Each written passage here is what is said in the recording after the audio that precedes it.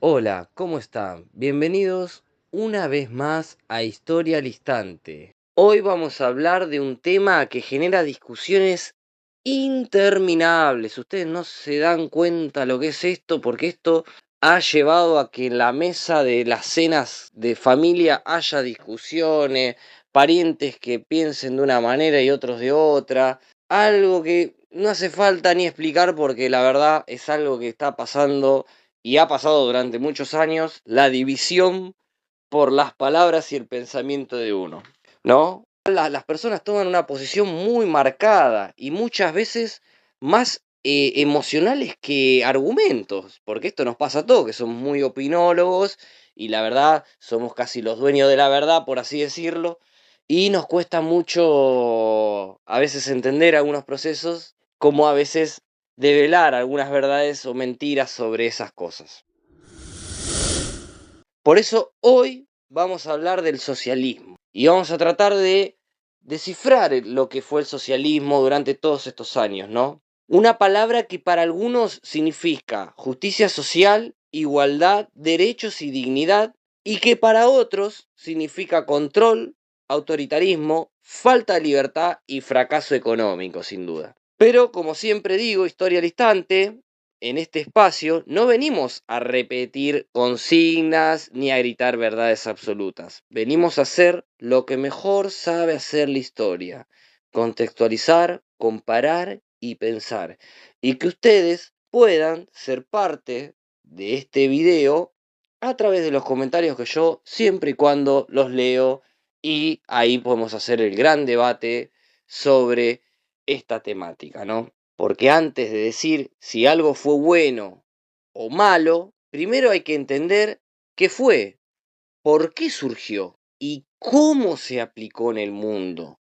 Porque es fácil decir, nah, esto fue algo repentino, seguramente fue por una toma de poder y se consolidó con el tiempo, pero esto no fue así, sino que hoy te voy a invitar a que hagamos un recorrido histórico por el socialismo o el comunismo, una relación con el capitalismo y cómo la Unión Soviética, a través de la Guerra Fría y en América Latina, se fue implementando cada vez más. Y al final, como siempre, quiero que saquemos nuestras conclusiones y los voy a leer, obviamente, en los comentarios. Pero primero, vamos a la intro. Dale.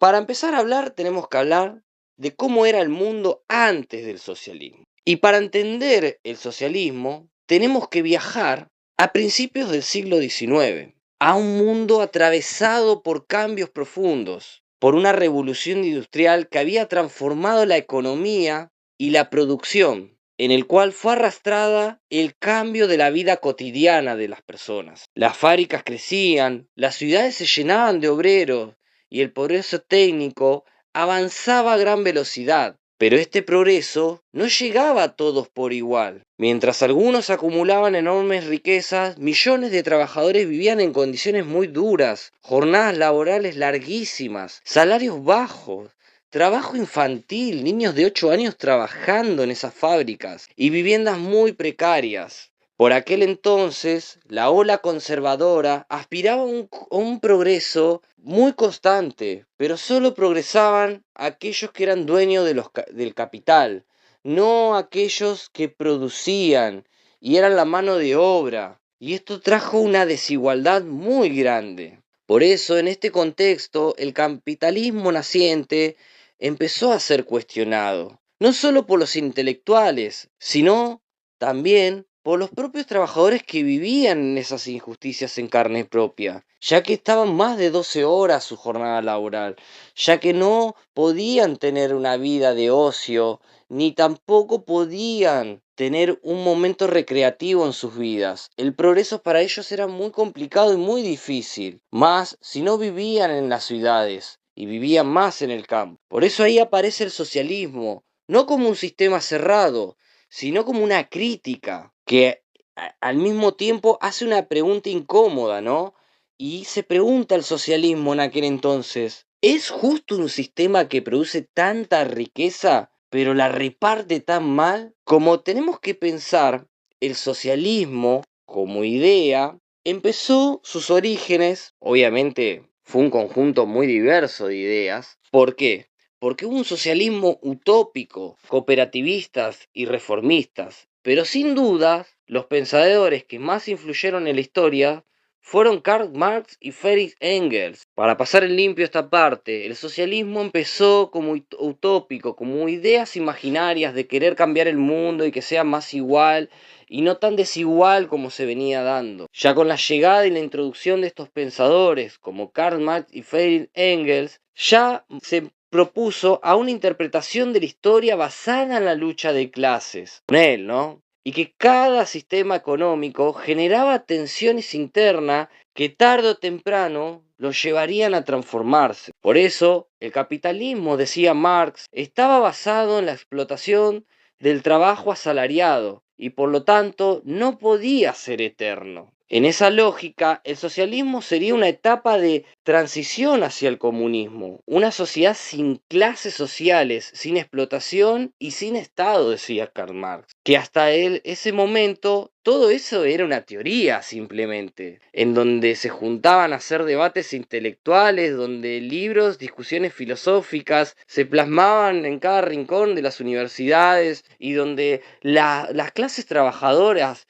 que iban surgiendo a lo largo del siglo XIX iban tomando endereza con esos temas del socialismo. Pero la historia da un giro cuando esas ideas llegan al poder político y empiezan a repercutir mucho más en la sociedad, porque llega a ser una bajada de línea directamente. Obviamente que en este siglo XIX se trató de transformar ese pensamiento intelectual socialista y se empezó a encarar cada vez más para que la gente se sienta más arraigada con esas ideas de desigualdad y que era realmente injusto, que no era justo como lo marcaba el progresismo conservador que había en aquel tiempo, sino que esto estaba mal, esto estaba algo que no fluía por sus cuentas. Por eso ya tenemos que remontarnos al siglo XX, ¿no? Y a la Revolución Rusa y el socialismo en el poder.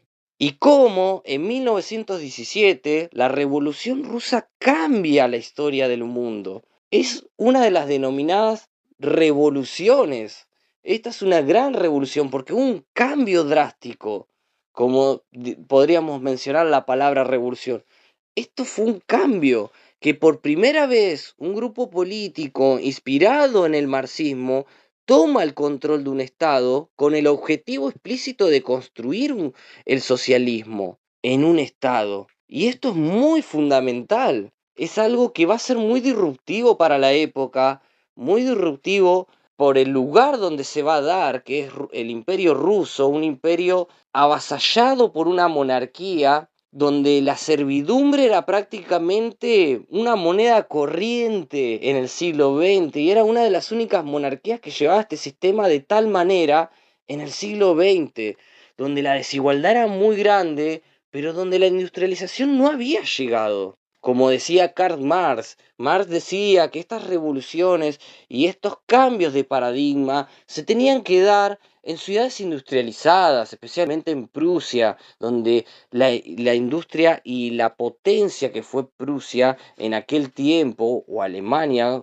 como lo conocemos hoy, empezó a tener un apogeo muy grande. Obviamente que este fue inspirado en el marxismo, estas ideas, y por eso la Unión Soviética nace en un contexto extremadamente difícil, donde se van a consolidar este poder soviético y donde se va a tomar el control más allá de toda la adversidad política. Por eso tenemos presente en ese momento cómo la guerra comenzó en la Unión Soviética, cómo un grupo de hombres radicalmente comunistas, llamados bolcheviques, van a tomar el control en 1917 del Imperio Ruso y lo van a denominar luego con los años después como la Unión Soviética, en donde esto nace en un contexto extremadamente difícil para explicar, señores. Esto es muy complicado. Es un paradigma muy difícil de lo que podemos hablar, donde se incursionó la guerra civil,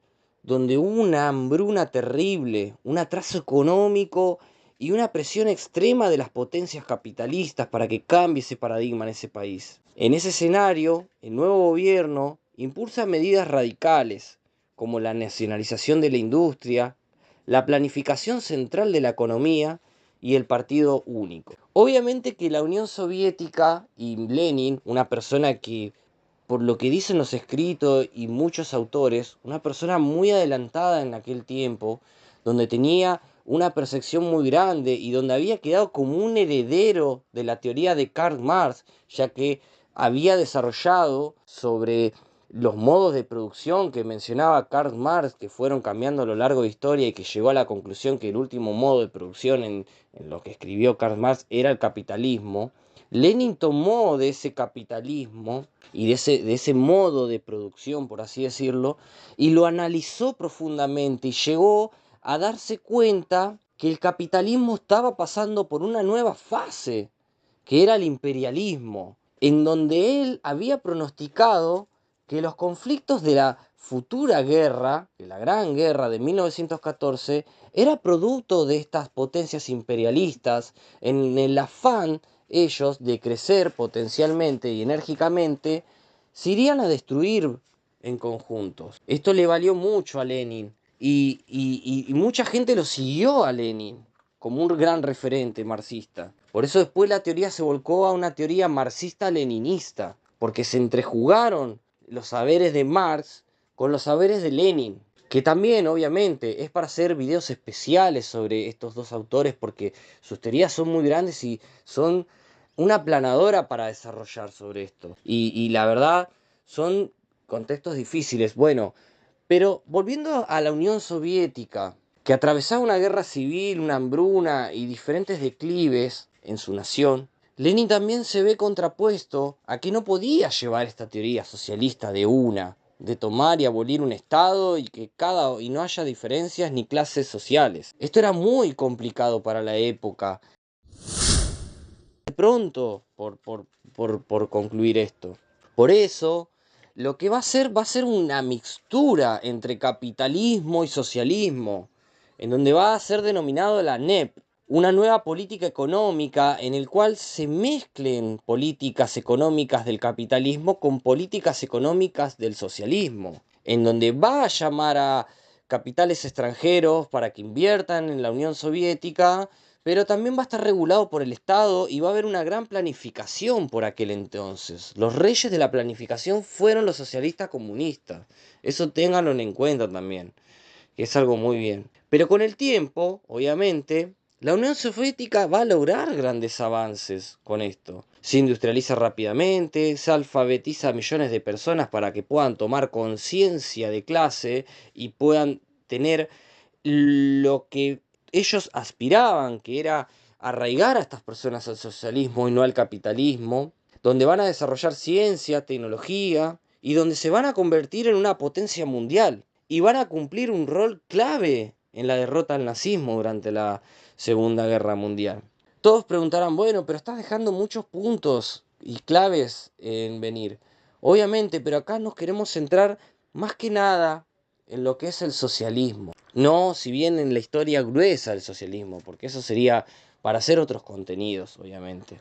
Pero también tenemos que mencionar algo muy importante, como habíamos hablado antes, que se había dado el sistema de alfabetización, y su industrialización fue a mano de los grandes avances que hicieron en la colectivización agrícola para poder llevar eso. Explotaron a los campesinos hasta no más poder, para exprimir y sacarle todos los granos que tenían, para introducirlo en un mercado y a través de ese mercado obtener la ganancia de hacer la industria nacional. Esto pasó que no se pudo llegar a cabo de un día para el otro, sino que llevó un proceso de años y llevó a que mucha gente se vaya de la Unión Soviética y que no pueda tener a cambio un estado de bienestar el campesinado.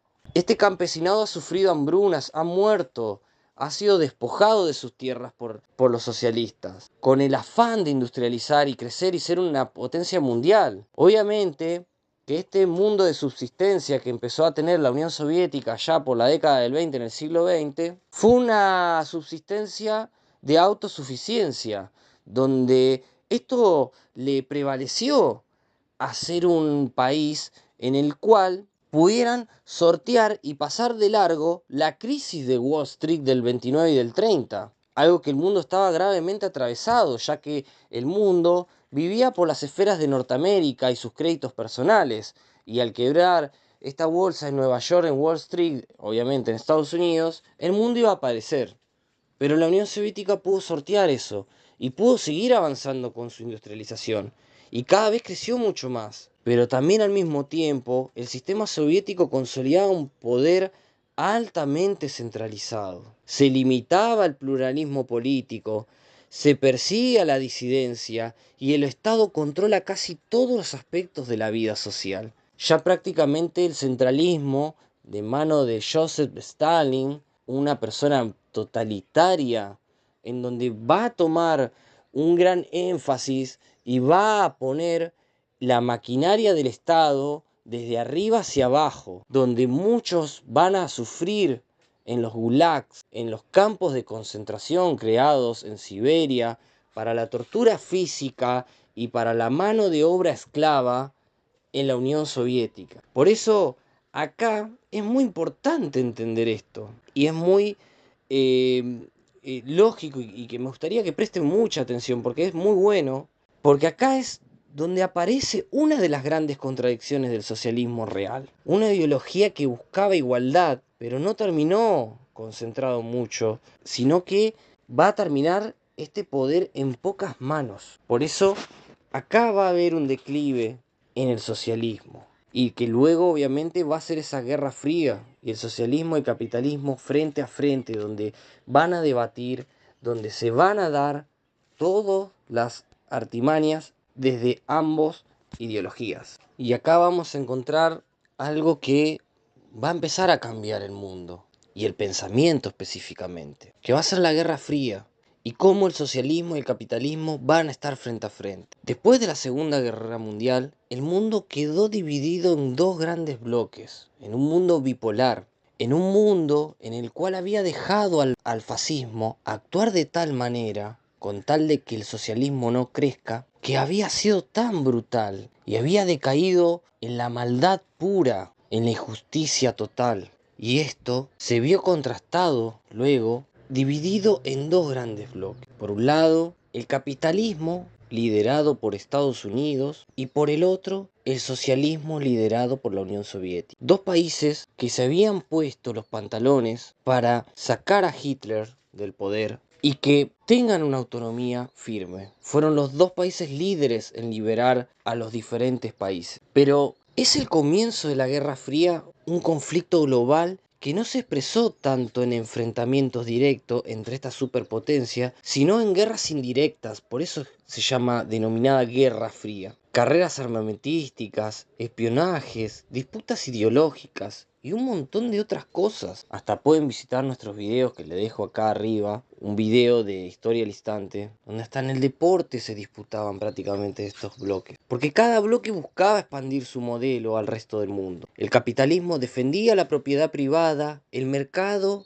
y las libertades individuales, pero el socialismo proponía la planificación económica, la igualdad social, el control estatal de los recursos estratégicos y el bienestar y abolir las clases sociales. Pero ojo al piojo, que abolir esas clases sociales, el poder soviético estaba concentrado en pocas manos y no era tan así como la primera idea de Karl Marx. Un lugar donde va a repercutir mucho y creo yo que hay que poner énfasis y hacer un espacio, ya que este canal surge en América, es América Latina, en cómo se va a convertir en una región clave, un continente con profundas desigualdades sociales, económicas, dependientes y de estados muy frágiles a lo largo del siglo XX, donde hemos visto diferentes dictaduras, diferentes golpes de estados, diferentes gobiernos títeres, diferentes, bueno, miles de ejemplos podemos poner por América Latina. Pero para Estados Unidos era fundamental evitar que el socialismo avanzara en la región, ya que América era para los americanos y su doctrina Monroe iba a llevar a que cada vez se profundice más la hegemonía de Estados Unidos en América. Para la Unión Soviética era una oportunidad de debilitar la influencia norteamericana. Era entrar a su casa prácticamente y debilitar esa hegemonía que llevaba a cabo el capitalismo a través de Estados Unidos. Por eso podemos poner de ejemplo la Revolución Cubana de 1959, donde se va a marcar un antes y un después, donde Cuba luego se va a declarar socialista y se va a alinear con la Unión Soviética. Para muchos pueblos latinoamericanos, Cuba va a simbolizar la posibilidad de un camino propio, independiente del imperialismo que había en aquel entonces. Obviamente que esto estaba arraigado a la idea de las resistencias que había surgido de la Segunda Guerra Mundial y las resistencias al fascismo que hubo. También lo podemos tener como un... Pero el foco insurrecto va a tomar algo mucho más allá. Es para hacer videos especialmente sobre estos temas y analizarlos mucho más profundamente. Pero tenemos que decir que esto fue el inicio de un régimen autoritario, sin libertades políticas también, en cómo Cuba especialmente va a centralizarse en las teorías de la Unión Soviética y cómo va a llevar a que esto sea un régimen autoritario sin libertades políticas y cómo la gente no va a sentir esa libertad y va a tratar de emigrar y irse mayormente a Miami, Estados Unidos.